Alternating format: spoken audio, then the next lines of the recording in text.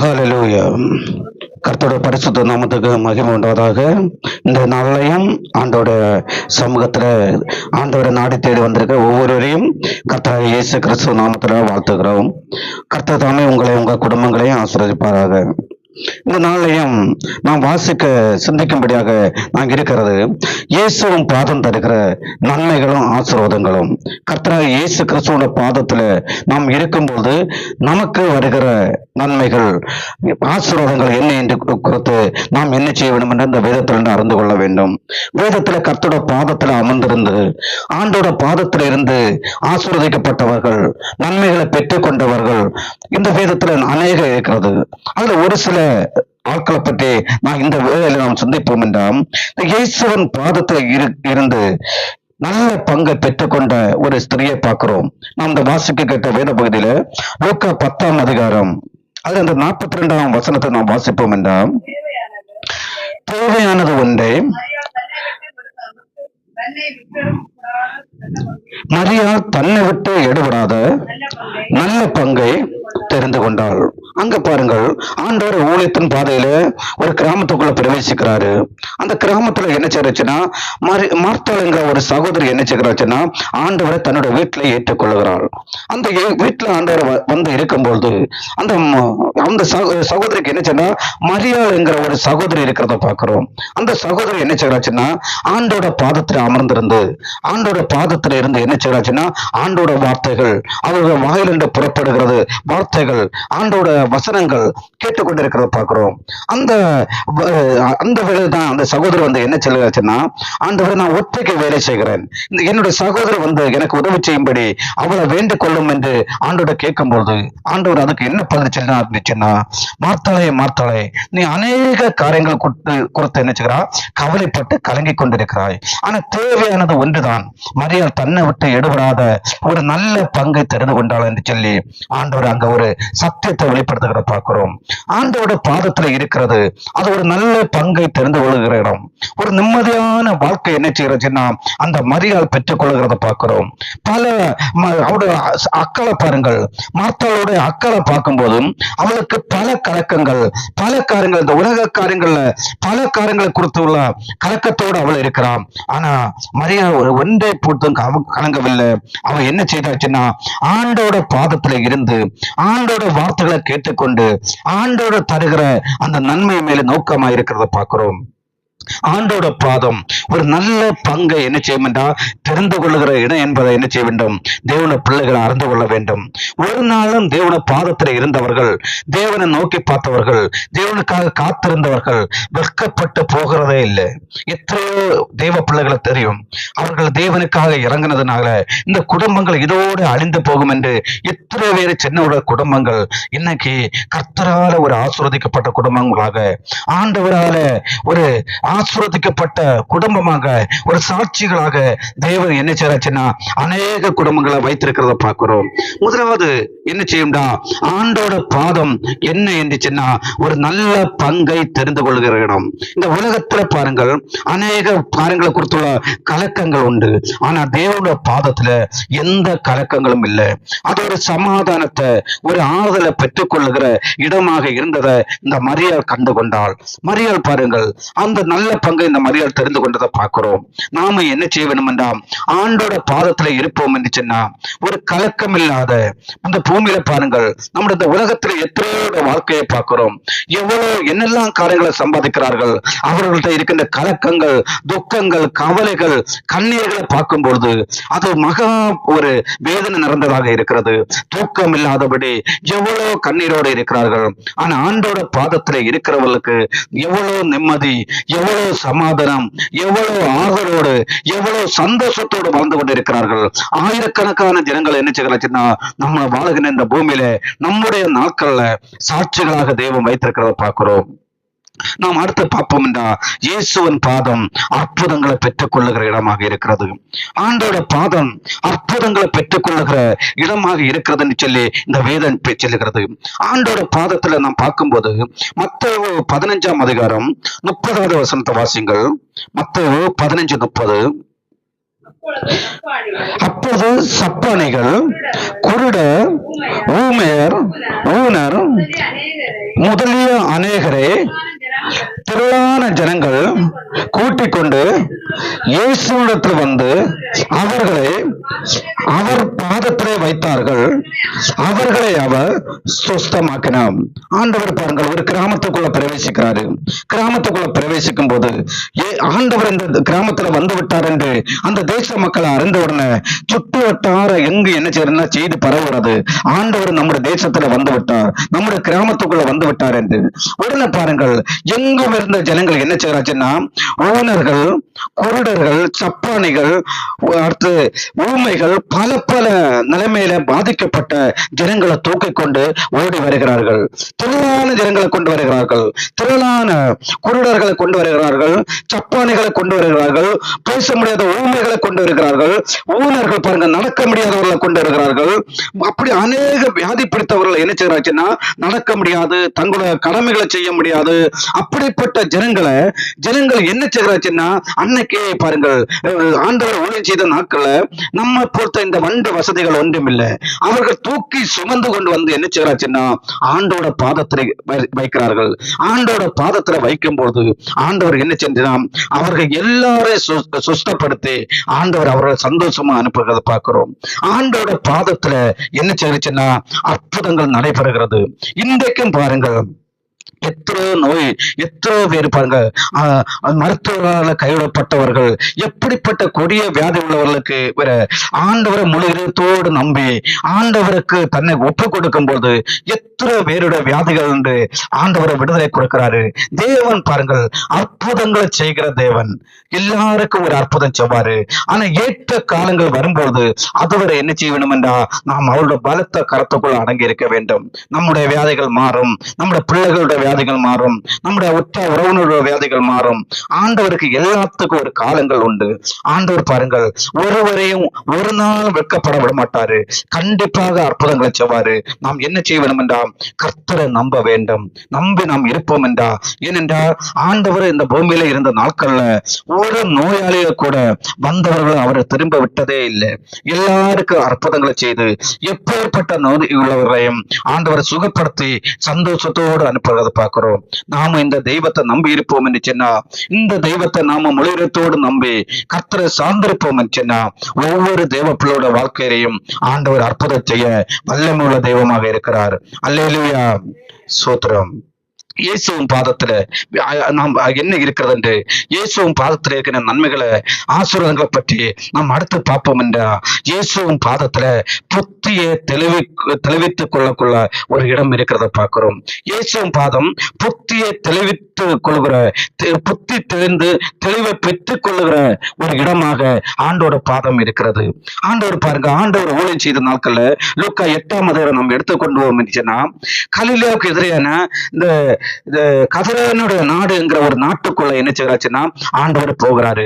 கடல் வழி பிரயாணப்பட்டு அந்த நாட்டுக்குள்ள அங்க ஆண்டவர் போய் இறங்கும் போது ஒரு பாருங்கள் எப்படிப்பட்டவன் சொன்னா, ஒரு பிசாசு பிடித்த ஒரு மனுஷன் என்ன செய்யறாச்சுன்னா ஆண்டவருக்கு எதிர்பட்டு வருகிறான். ஒரு பிசாசு பிடித்தவன். அவனை பார்க்கும்போது அந்த வழியாக என்ன செய்யறான், ஒருவரும் நடந்து போக மாட்டார்கள். அப்படி என்ன செய்யணும், அவன் ஒரு கொடிய கொடுமை உள்ளவனாக இருந்தான், கல்லுகள்னால காயப்படுத்துகிறவனாக இருந்தான். அவனுக்கு கண்ட பயந்து என்ன செய்வாச்சுன்னா ஒரு மனுஷர்கள் அந்த வழியாக அவன் வருகிற வழியாக வரமாட்டான். அவன் அப்படிப்பட்ட ஒரு வியாதி உள்ளவன், அப்படிப்பட்ட ஒரு பிசாசு பிடித்தவன் என்ன செய்யறாச்சுன்னா ஆண்டவர் வந்த உடனே என்ன செய்யச்சுன்னா அங்க வருகிறத பார்க்கிறோம். லூக்கா 8ஆம் அதிகாரம் 26, 27 வசனத்தை வாசியுங்கள். பின்பு கலிலேயாவுக்கு எதிரான கதிரேனருடைய நாட்டிலே சேர்ந்தார்கள். அவர் கரையிறங்கின போது நெடுநாளா பிசாசுகள் பிடித்தவனும் வஸ்திரம் தெரியாதவனும் வீட்டில் தங்காமல் பிரேத கல்லறைகள் தங்குவனுமாயிருந்த அந்த பட்டத்து மனுஷன் ஒருவன் அவருக்கு எதிராக வந்தான். பாருங்கள், அந்த பட்டணத்தில் உள்ள ஒரு மனுஷன், அவன் வீட்டுல தங்குறது இல்ல, அவன் பிரேத கல்லறைகள் இல்ல, அப்படி தங்கிக் கொண்டு அப்படிப்பட்ட ஒரு மனுஷன் என்ன செய்யனா அவருக்கு எதிராக வருகிறான்.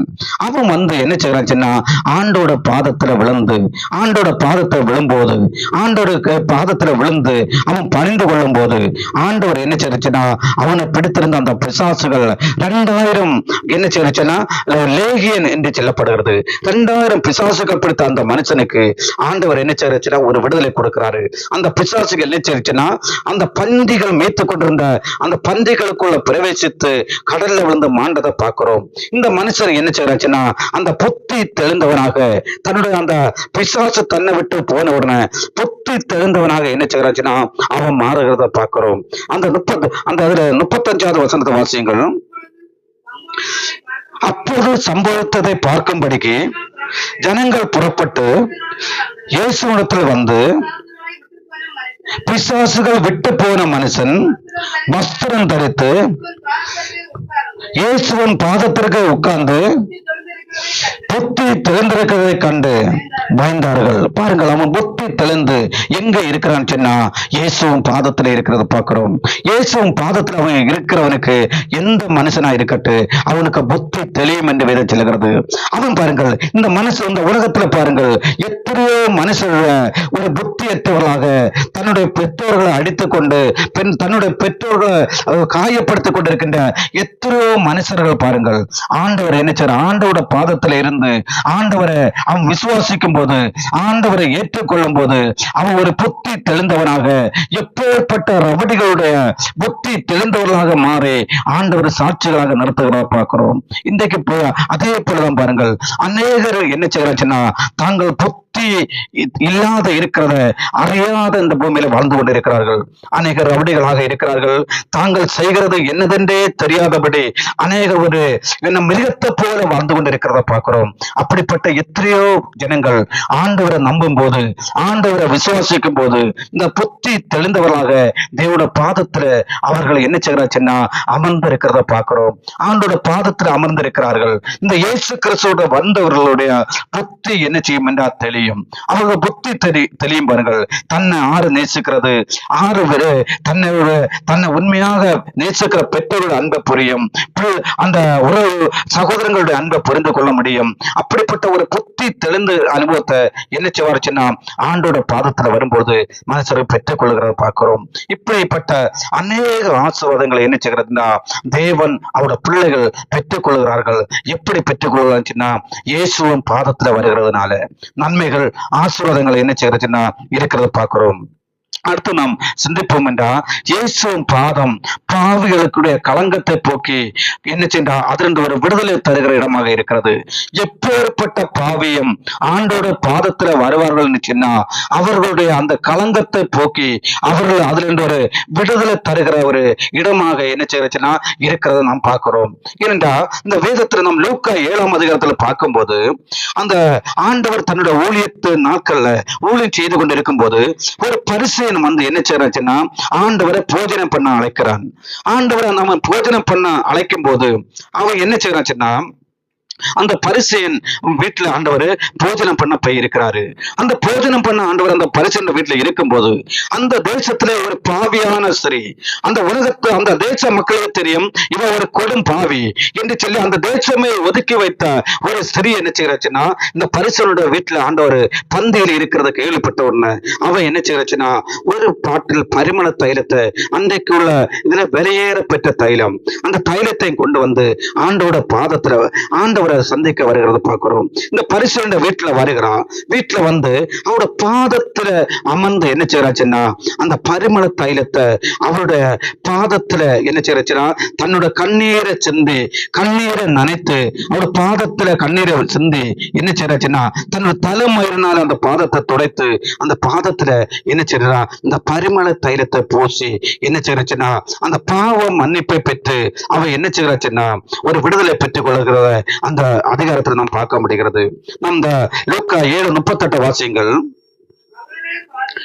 அவருடைய பாதங்களில் அருகே பின்னாக நின்று அழுது கொண்டு அவருடைய பாதங்களை தன்னுடைய கண்ணீரினால் நனைத்து தன் தலைமயிரினால் துடைத்து அவருடைய பாதங்களை முத்தம் செய்து பரிமள தைலத்தை பூசினாள். பாருங்கள், அவள் பாவியா, உலகமே அவள் பாவி என்று ஒதுக்கப்பட்டவள். அவள் என்ன செய்யறா? பரிமளத்தை தைலத்தை பூசி ஆண்டோட பாதத்துல அந்த நக்கரைகளை செய்த உடனே அவளுக்கு என்ன செய்யறா? 47ஆம் வசனம் சொல்கிறது. அது ஒரு வாசிங்க. 47.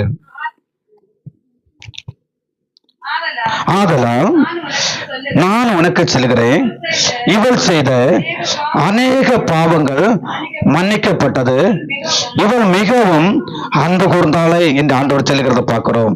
பாருங்கள், ஆண்டவர் அங்க சொல்லுகிறாரு. இவள் என்ன செய்றாச்சுன்னா ஆண்டோட பாதத்தை தெரிந்து கொண்டா. வேற மனுஷனை நம்பி போகவில்லை. என்னோட பாவத்திலிருந்து விடுதலை தருவார்கள் என்று சொல்லி ஒரு மனுஷனை நம்பி போகவில்லை.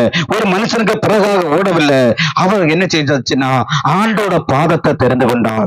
ஆண்டோட பாதத்துல வந்திருந்து தன்னுடைய மன பாரங்களை, தன்னுடைய துக்கத்தை கண்ணீரினால அவருடைய பாதத்துல செலுத்தின உடனே அவன் என்ன செய்யணும்னா ஒரு பாவ மன்னிப்பை பெற்றுக் கொண்டான். அவன் பாவ மன்னிப்பையும் என்ன செஞ்சான்? அந்த பாவத்துல களங்கத்தையும் நீங்கி அவன் ஒரு விடுதலை பெற்றவளாக அந்த இடத்தை விட்டு கடந்து போனதை பார்க்கிறோம்.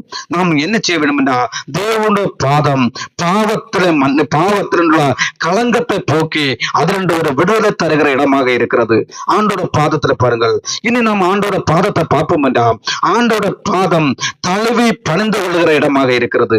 அவரோட பாதம் எப்படிப்பட்ட இதுச்சுன்னா அவரோட பாதம் எப்படிப்பட்டதுன்னா நம் தழுவி பணிந்து கொள்கிற ஒரு பணிந்து கொள்ளக்கூடிய ஒரு தகுதியுள்ள தெய்வமாக இந்த இயேசு கிறிஸ்துவோட பாதம் இருக்கிறத பார்க்கிறோம். இந்த பூமியில வந்து ஒவ்வொரு ஜனங்களோட பாவங்களுக்காக ஆண்டவர் கல்வாரி சிலுவையில மரித்து ரத்தத்தை சிந்தி ஒரு மீட்பை உண்டு பண்ணுவதற்காக என்ன செய்யறாச்சுன்னா கல்வாரி சிலுவையில அவர் மரித்து 3ஆம் நாள் உயிர் திறந்து அந்த சிறிகள் ஆண்டவர் கல்லறையில பார்க்க போகும்போது அவர்கள் என்ன செய்யறாச்சுன்னா அந்த இயேசு கிறிஸ்து உயிர் திறந்தாள் என்று சொல்லி அவர் சீசர்களுக்கு அறிவிக்க வருகிறார்கள். அறிவிக்க வரும்போதுதான் என்ன நடக்குன்னா மத்தேயு 28:9 வாசிங்கள்.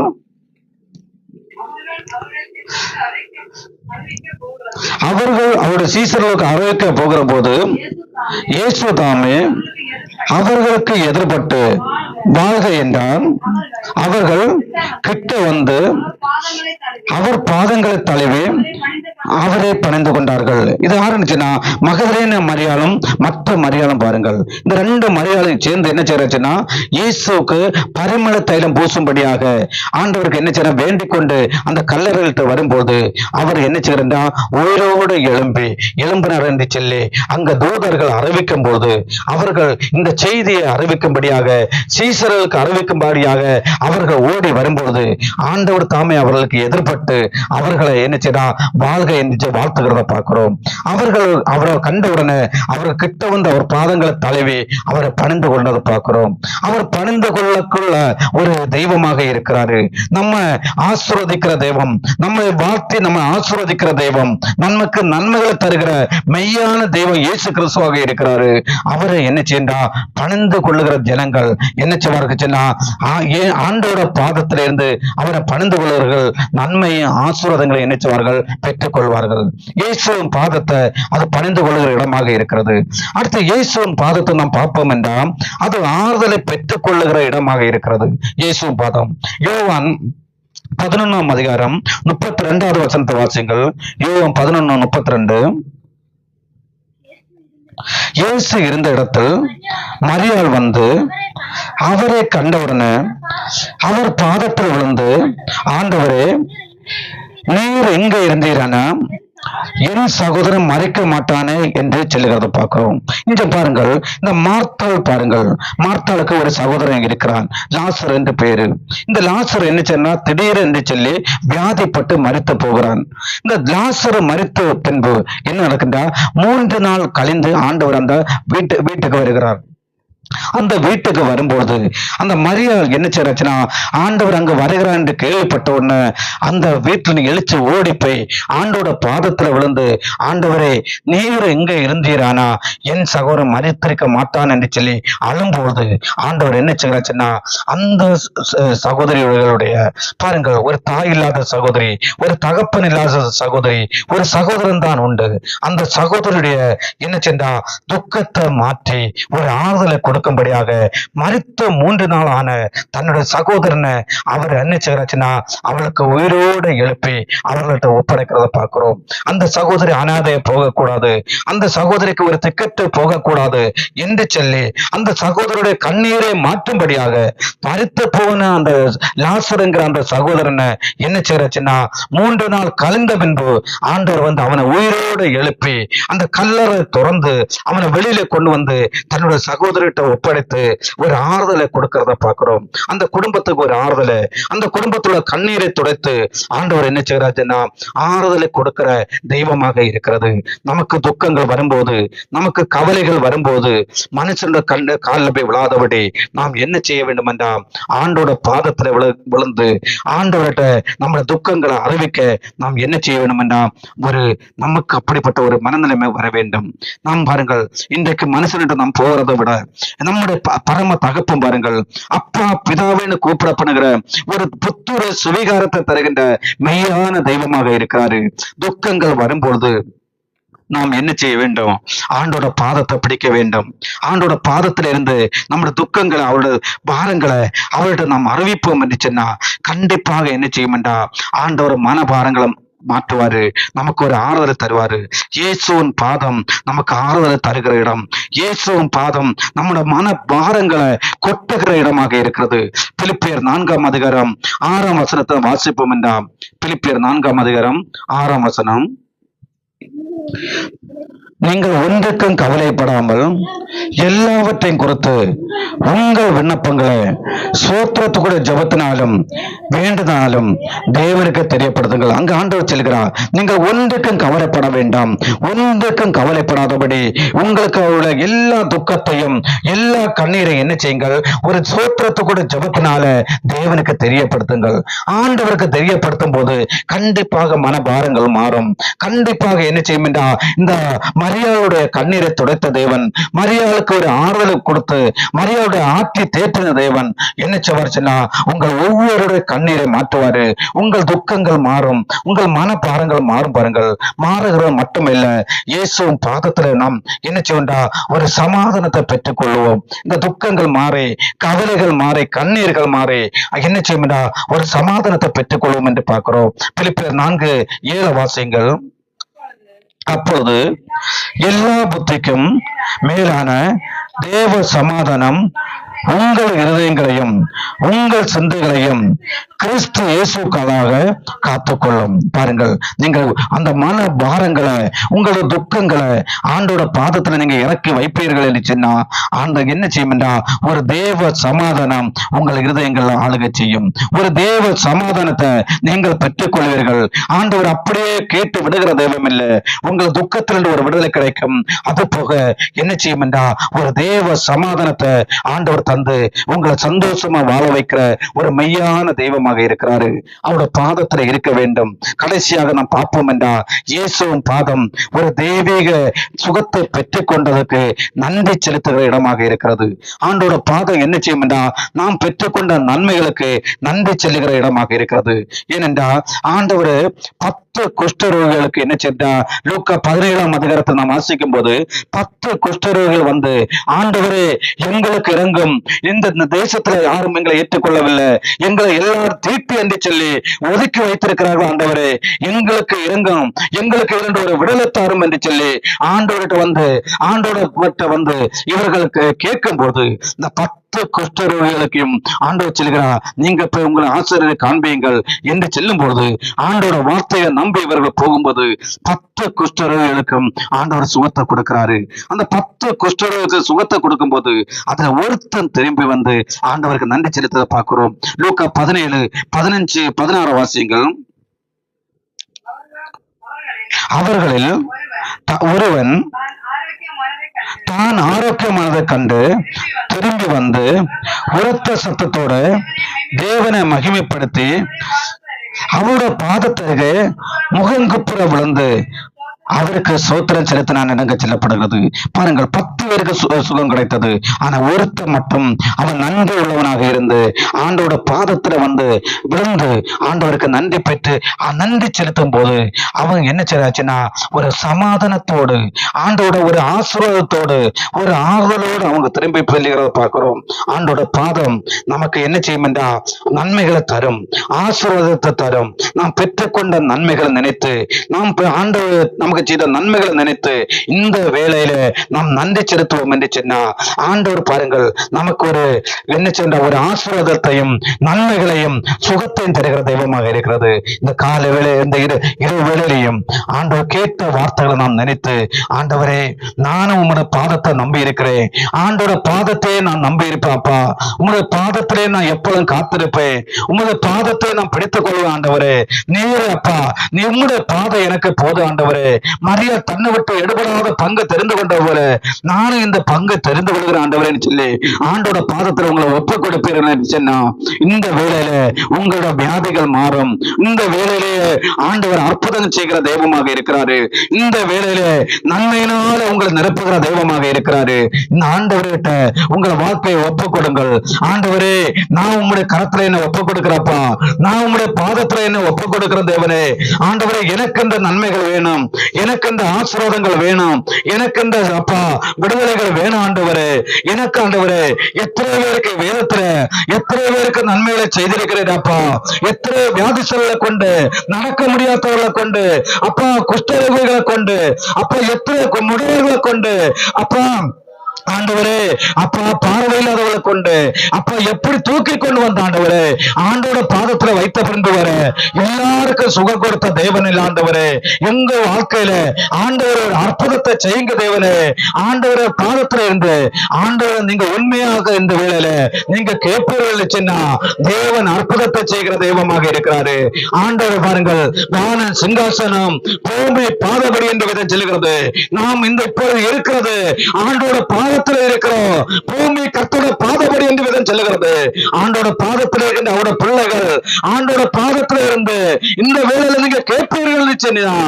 ஆண்டோட பாப்பா ஆண்டவர் எங்க இருந்தாலும் அவரை உண்மையா நோக்கி பார்க்கிறவருடைய ஜெபத்தை கேட்கிற தெய்வமாக இருக்கிறது. அவர் உங்களை விட்டு எடுபடாத ஒரு நல்ல பங்கை உங்களை தருவாரு, தேவ சமாதானத்தை தருவாரு, நல்ல சுகத்தை தருவாரு. உங்களை பாருங்கள், உங்கள் துக்கத்தை சந்தோஷமாக மாற்றுவாரு. உங்கள் கவலைகள் மாறும், உங்கள் துக்கங்கள் மாறும். பார்த்துங்கள், மரியாதை துக்கத்தை மாற்றின தேவன் தன்னுடைய சகோதரர் மறுத்தவர் முன்பு ஆண்டவர் நீர் இருந்தீரானா என் சகோதரர் மறுக்க மாட்டானே என்று சொல்லி ஆண்டோட பாதத்தில் கருந்த போது அந்த சகோதரியுடைய சகோதரர் மறுத்த 3 நாள் ஆன பின்பு அவனுக்கு ஒரு சுகத்தை கொடுத்து அவனை மறுபடியும் உயிரோடு எழுப்பி கொண்டு வந்து அந்த சகோதரிய மகளை பண்ணி அந்த சகோதரியுடைய துக்கத்தை மாற்றின தேவன் இன்றைக்கு உயிருள்ள தெய்வமாக உங்களை நேசிக்கிற தெய்வமாக ஆண்டவர் இருக்கிறார். பாருங்கள், இந்த தெய்வத்தை நம்புங்கள், இந்த தெய்வத்தை விசுவாசியுங்கள், இந்த தெய்வத்தை உங்க சொந்த ரட்சகராக உங்க சொந்த தெய்வமாக உங்கள் மீட்பராக நீங்கள் ஏற்றுக்கொள்வீர்கள் நிச்சயமா இந்த நாளிலே உங்க துக்கம் மாறும், இந்த நாளில் உங்க கவலைகள் மாறும். பாருங்கள், ஆண்டவரே சர்வ வல்லமையுள்ள தேவன், சர்வ அதிகாரம் உள்ள தேவன் என்னுடைய துக்கத்தை மாற்றினதை போல உங்களுடைய துக்கத்தை அவர் மாற்ற வல்லவர். என்னுடைய துக்கம் மாறுவது பாருங்கள், இந்த இயேசுவை நோக்கி பார்த்த போது என்னுடைய துக்கத்தை இயேசு மாற்றினாரு. என்னுடைய துக்கத்தை மாற்றின தேவன் உங்களுடைய துக்கத்தை மாற்ற வல்லவராக இருக்கிறாரு, உங்கள் கவலைகளை மாற்ற வல்லவராக இருக்கிறாரு. அப்ப உங்களை பாருங்கள், நன்மைகளை தர வல்லவரு, உங்களை ஆசீர்வதிக்க வல்லவரு. இந்த தெய்வத்தை நோக்கி பார்த்து ஆண்டவரே நான் உங்க நம்புகிறப்பா, நான் உங்களுடைய வார்த்தைகளை நம்புகிறேன் ஆண்டவரே, நான் இந்த வசனங்களை நம்புகிறப்பா ஆண்டவரே, நீ உண்மை பாதத்தில் ஆண்டவரே என்னை ஆசீர்வதிக்க உம்மால் முடியும் ஆண்டவரே, என்னை சுகப்படுத்த உம்மால் முடியும் ஆண்டவர் என்று சொல்லி ஆண்டவர பாதத்தை படிப்பீர்கள் உங்கள் வாழ்க்கையில அற்புதங்களை செய்வாரு. இந்த நிமிடமே உங்களை ஆசீர்வதிக்கிற தெய்வமாக உங்களுக்கு நன்மையை தருகிற தெய்வமாக சர்வ வல்லமை உள்ள சர்வ அதிகாரம் உள்ள வானத்துக்கு பூமிக்கு சர்வ அதிகாரம் எனக்கு கொடுக்கப்பட்டிருக்குன்னு சொன்ன மெய்யான தெய்வத்தை நாங்கள் இப்பொழுது உங்களுக்கு அறிவிக்கிறோம் பாருங்கள். இந்த தெய்வத்தினால உங்க குடும்பங்கள் சமாதானமா வாழும். இந்த தெய்வத்தை நீங்க ஏற்றுக்கொள்வது, இந்த தெய்வ பாதத்துல நீங்கள் கவலைகள் காரங்களை இறக்க வைக்கிறது. இந்த தேவ சமாதானம் பாருங்கள் உங்க குடும்பத்தை ஆளுக செய்யும். உங்க குடும்பத்துல சமாதானத்தோடு வாழ முடியும். ஆண்டவர் நம்புங்கள், ஆண்டவரை விசுவாசிகள், ஆண்டவரை ஒப்புக்கொள்ளுங்கள். ஆண்டவரே நீர் போடும் ஆண்டவரே, உங்களுடைய பாதம் போடும் ஆண்டவரே. ஆண்டவரே நான் உயிரோடு நம்புகிறப்பா, உங்களை விசுவாசிக்க போகிறேன் என்று சொல்லி இந்த தெய்வத்தை உங்களை ஒப்புக்கொடுப்பீர்கள் சொன்னா இந்த நிமிடமே உங்கள் வாழ்க்கையில அப்ரோச் செய்கிற தெய்வமாக இருக்கிறார். ஆண்டவரே சர்வ வல்லமையுள்ளவரே, இந்த வேளையில உம்மை நம்புற உங்களுடைய பிள்ளைகளுக்காக, ஆண்டவரை உம்மை நோக்கி பார்த்த உங்களுடைய பிள்ளைகளுக்காக, உண்மையாக உம்மை நோக்கி பார்த்த பிள்ளைகளுக்காக, ஆண்டவரே உம்மை நோக்கி வருகிறப்பா, ஒவ்வொரு துக்கங்கள் மாறட்டப்பா. என்ன துக்கம் இருந்தாலும் ஆண்டவரே அந்த துக்கங்கள் மாறட்டும். என்ன வியாதிகள் இருந்தாலும் அந்த வியாதிகள் மாறட்டும் ஆண்டவரே. அப்பா நீ சர்வ வல்லமையுள்ள தேவன் இல்லை ஆண்டவரே. என்னுடைய துக்கத்தை மாற்றினீரப்பா. எத்தனையோ ஆண்டுகள் ஆண்டவரே ஒரு நிம்மதியாக உறங்க முடியாத ஒரு நாட்கள் ஆண்டவர் அலுவலகம் என்று ஒரு நிம்மதியாக உறங்க முடியாதபடி துக்கத்தோடு பாரத்தோடு வாழ்ந்து கொண்டிருக்கிறப்பா.